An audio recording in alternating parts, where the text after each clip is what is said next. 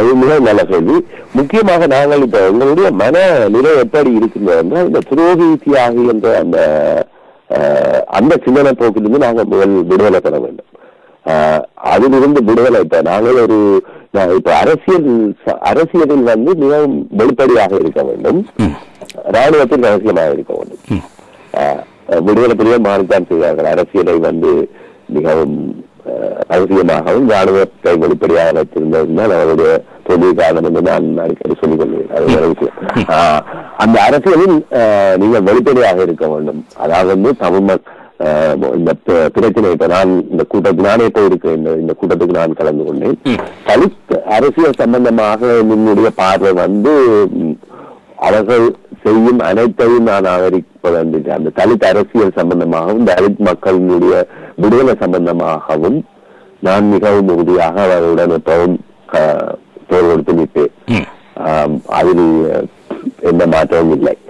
ஆனால் அதற்காக இன்னொரு விஷயத்தில் இந்த வாசுதேவ நாணயக்கார என்பவரை நாங்கள் இந்த விடுதலை புலிகள் தோன்ற முன்னரே அவர் தமிழ் மக்களின் சுயநிலை உரிமைக்காக குரல் கொடுத்தவர் என்பது எனக்கு ஒரு மதிப்பு இருக்கின்றது. அதை மீறி நான் அந்த ஒரு கேள்வி அவரை கேட்டேன். அந்த கூட்டத்தில் விடுதலை புலிகள் தான் இன்று நீங்கள் ராணுவ வெற்றியை கண்டு என்று நீங்கள் சொல்லிக் கொண்டிருக்கிறீர்கள், முற்றுமுழுதாக நாங்கள் ராணுவ ரீதியாக அவர்களை ஒழித்து விட்டோம் என்று சொல்லிக் கொண்டிருக்கிறீர்கள். இப்பொழுதும் இதற்கு நீங்கள் எமர்ஜென்சி ரெகுலேஷனையும் பிடிஏயையும் வைத்திருக்கிறீர்கள், பயங்கரவாத தடை சட்டத்தையும். எமர்ஜென்சி அவருக்கு அந்த கேள்விக்கு அவர் அதை உண்மையை ஒத்துக்கொண்டார். ஆனால் அவருக்கு மறுமொழி சொல்வதற்கு அவருக்கு முடியவில்லை. அப்ப அதற்காக நாங்கள் ஒரு விமர்சனத்துடன் கூடிய என்கேஜ்மெண்ட் எப்பொழுதும் தேவை. அது மிகவும் முக்கியம். நாங்கள் சரணாகதி அடையக்கூடாது. அதற்காக பேச்சுவார்த்தைக்கோ அல்லது சமரசத்துடன் சில விஷயங்களை செய்யலாம் என்றால் அதை செய்யக்கூடாது என்பதற்கோ எந்தவித தடைங்க. இந்த தியாகி துரோகி என்ற அந்த மனநிலையிலிருந்து நாங்கள் முதல் விடுதலை அடைய வேண்டும். விடுதலை அடைந்து விட்டு நீங்கள் யாருடனும் வெளிப்படையாக நீங்கள் பேச்சுவார்த்தை நடத்துவது மிகவும் சாலை சிறந்தது. அது இந்த மஹிந்த ராஜபக்ச கூட இந்த தமிழ் மக்களின் பிரச்சனைகளுக்கு ஒரு கான்பரன்ஸ் வைக்க போகும் சொன்னால் அனைவரும் பங்கு பெற்றவர். பங்கு பற்றி அந்த விவாதம் அதாவது நேர்மையான உங்களுடைய கருத்துக்களை சொல்லக்கூடிய ஒரு தளத்தை ஏற்படுத்துவது மிகவும் முக்கியமான விஷயம். தமிழ் மக்களுக்கும் இந்த 30 வருட காலமாக அந்த கலாச்சாரம் இல்லாமல் போனது மிகவும் ஒரு மனம் மருந்து விஷயம்தான். அவர்களும் அந்த ஒரு ஜன கலாச்சாரத்தில் இன்னும் பழகவில்லை. அவர் தலைவர் அல்லது விடுதலை புலிகள் அங்கு ஒரு யுத்தத்தை நடத்தி கொள்ளும் போது இவர்கள் முக்கியமாக வெளிநாட்டில் இருப்பவர்கள் இங்கு கைகட்டி கொண்டிருந்தார்கள். அதுக்கு மேல் அவர்கள் செய்யவில்லை. ஆகவே அவர்களுக்கு இப்ப எனக்கு மிகவும் சந்தோஷம். இப்ப நான் சில இடங்களில் இப்ப விடுதலை புலிகள் இருந்தவர்களை நான் மதிக்கிறேன், அதுக்காக போராடினவர்களை நான் மதிக்கிறேன், அதில் பிரச்சனை இல்லை. ஆனால் இந்த விடுதலை புலிகளின் பேரில் வெளிநாட்டில் இருந்து கைகட்டினவர்களை நான் மதிக்கவில்லை. இந்த நாடும் விடுதலை புலிகளில் இருந்த ஒருவர் தான். அப்போ எனக்கு தெரியும் அந்த இயக்கங்களில் பல்வேறு விடுதலை புலிகளில் மட்டுமல்ல, அனைத்து அமைப்பு விடுதலைக்காக போராடிய அனைத்து அமைப்புகளிலும் அந்த காலத்தில் சென்ற சகல தோழர்களும் ஏதோ ஒன்று இந்த தமிழ் மக்களின் விடுதலைக்காக அல்லது சமூக விடுதலைக்காக என்று போனவர்கள் தான். அப்ப நாங்கள் அவர்களை நாங்கள் சுற்றுப்புறமாக மதிக்காமல் இருக்க முடியாது. அதற்காக அவர்கள் செய்த தவறுகளையும் மோசமான விஷயங்களை நாங்கள் கண்டுகொள்ளாமலும் இருக்கக்கூடாது. அது தோட்டாக இருக்கட்டும், நீதியாளராக இருக்கட்டும், எந்த அமைப்பா இருந்தாலும் நாங்கள் அந்த விமர்சனத்தை வைத்தியாக வேண்டும். இந்த நேரத்தில் இந்த தேர்தல் தொடர்பாக நாங்கள் பேசிக் கொண்டிருக்கின்ற பொழுது பல விடயங்களும் பேசுகிறதனால் இந்த ஒரு கேள்வியையும் நான் உங்களிடம் கேட்கலாம் நினைக்கின்றேன். பொதுவாக இந்த இராணுவ மேலாதிக்கம் என்ற இந்த மாற்று கருத்துக்கு நீங்கள் இடமில்லை என்று கூறினீர்கள். உண்மையில் வரவேற்கத்தக்கது. இலங்கை அரசாங்கத்தினுடைய இராணுவ மேலாதிக்கம் பற்றி வெளிப்படையாக உங்களுடைய கருத்தை சொல்லியிருந்தீர்கள். பொதுவாக இந்த விடுதலை புலிகள் காலத்தில் நான் உங்களை நேரடியாக குறிப்பிட்டு சொல்லவில்லை. இந்த விடுதலை புலிகள் இருந்த காலத்தில் கனடாவிலும் சரி அல்லது ஐரோப்பிய நாடுகளிலும் சரி விடுதலை புலிகளை முழுமையாக எதிர்த்தவர்கள், விடுதலை புலிகளினுடைய அழிவின் பின்புதான் இலங்கையில் ஜனநாயகம் தலைத்தோங்கும். அவர்கள்தான் இன்று எதனையுமே உருவாக்க விடுகிறார்கள் இல்லை. அது பேச்சுவார்த்தையாக இருந்தாலும் சரி, மாற்று கருத்தாளர்களை இருந்தாலும் சரி, எல்லோரையும் அவர்கள் விட்டு வைக்கவில்லை என்ற ஒரு பாரிய குற்றச்சாட்டை சுமத்தி கொண்டிருந்தார்கள்.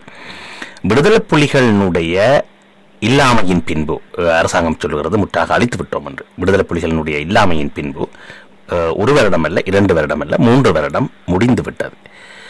இந்த காலப்பகுதியிலே இன்று நான் எங்களுடைய செய்தியாளர் யாழ்ப்பாணத்திலிருந்து சொன்னார், இந்த தேர்தலுக்கு யாழ்ப்பாணம் சென்ற ஒரு அமைச்சர் ஒருவர், அவர் விடுதியினுடைய பெயர் கூட குறிப்பிட்டு சொன்னார். அவர்களுடைய பாதுகாப்பு கருதி சொல்ல முடியாது.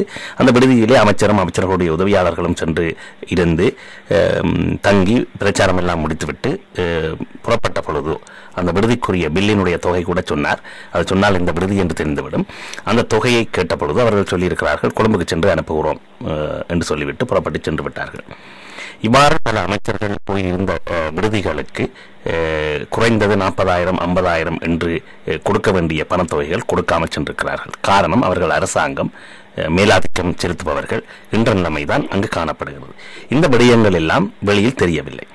ஆனால் இன்று இவ்வாறான மிக நெருக்குதலான ஒரு சூழல் காணப்படுகின்ற பொழுது உங்களுடைய இலங்கை ஜனநாயக ஒன்றியம் உட்பட்ட இங்கிருந்து முன்பு செயற்பட்ட அனைத்து அமைப்புகளும் இந்த இராணுவ கெடுபிடிகளுக்கும் அடக்குமுறைகளுக்கும் ஊடகவியலாளர்கள் மீதான கொடுமையான தாக்குதல்கள் நடந்து கொண்டிருக்கின்ற பொழுதிலும் இந்த அமைப்புகளுடைய போராட்டங்களும் இந்த அமைப்புகளுடைய கருத்துக்களும் இவற்றுடைய செயற்பாடுகளும் எங்கு சென்றிருக்கின்றன? மாற்று கருத்தாளர்கள் எல்லாரையும் நீங்கள் ஒரு பட்டியலில் போடுவது அது இந்த விடுதலை புலிகள் செய்த அதே சிந்தனை முறைதான். மாற்று கருத்தாளர்கள் என்பது பல்வேறு மாற்று கருத்தாளர்கள். நீங்க மாற்று கருத்தாளர்கள் எல்லாரையும் ஒரு பட்டியலில் போட முடியாது. முதல் அது ஒரு பிரச்சனை.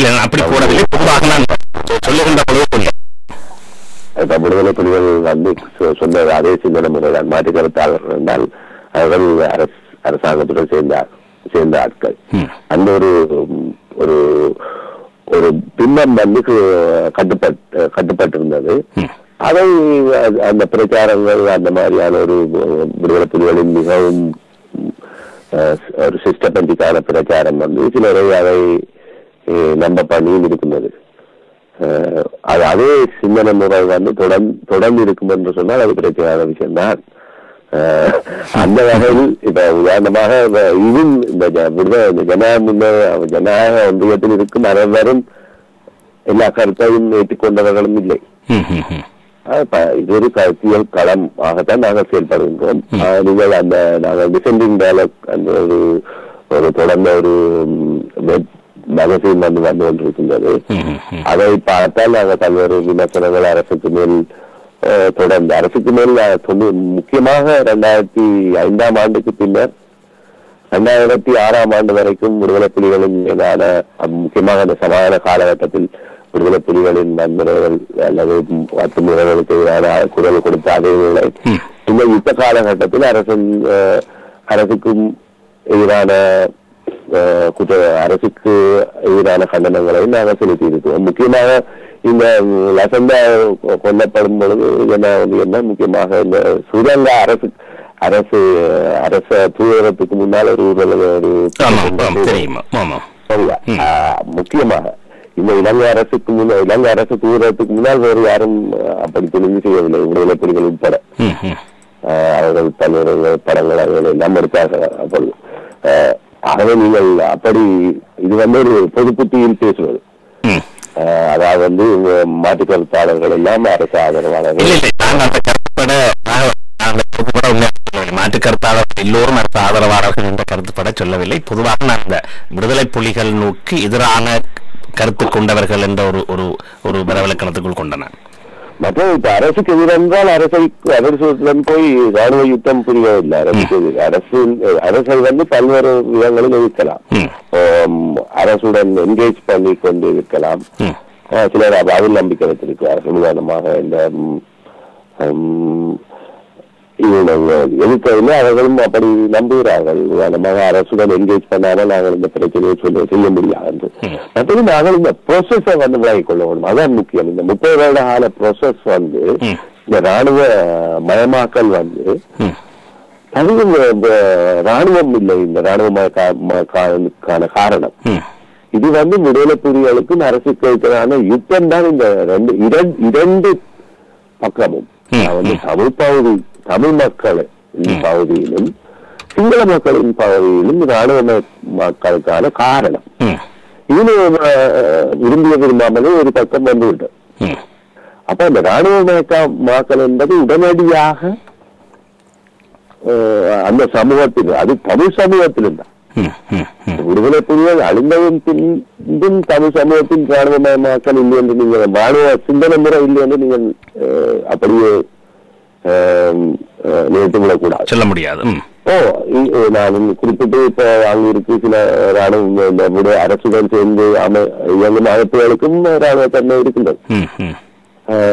அது மட்டுமல்ல சமூகத்திலும் இருக்கின்றது. அப்ப இது வந்து ஒரு மிகவும் சிக்கலான பிரச்சனை. அதுக்காக இப்ப நான் முக்கியமாக இப்ப உதாரணமாக இந்த இலங்கையில் முக்கியமான பிரச்சனை என்று நான் என்ன சொல்லுவேன் என்று சொன்னால், கிழக்கு பகுதிகளில் இருந்து ராணுவத்தை பிசிக்கலாக அகற்றாட்டிலும் ராணுவத்தினுடைய தலையீடுகள், அங்கிருக்கும் சிவில் சமூக அமைப்பு வந்து மீண்டும் கட்டியமைக்கப்பட வேண்டும். அதற்கு ராணுவ தலையீடு இருக்கக்கூடாது. அதற்கான சில நேரம் நான் யோசித்து பார்த்தால் இந்த தமிழ் மக்களின் உரிமைகள் அல்லது நாங்கள் இந்த கற்பனையாக தமிழீழம் இந்த பிரச்சனைகளை விட, ஈவின் சுயாட்சியை விட அங்கு மீண்டும் ஒரு சிவில் சமூகத்தை கட்டி எழுப்புவது, அதற்கான முயற்சிகளை நாங்கள் பரிகெடுப்பது.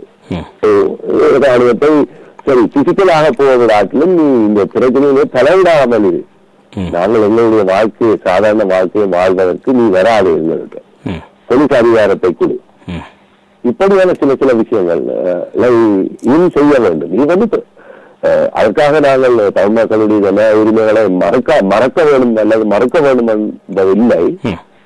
இது வந்து ஒரு கூட்டு முயற்சி அல்லது பல்வேறு விஷயங்களை இதுக்குள்ள அடங்கி இருந்தது. ராணுவத்தை தலையிடாமல் பண்ணுவதும் தமிழ் மக்களினுடைய ஜன உரிமைகளுடன் சம்பந்தப்பட்ட விஷயம்.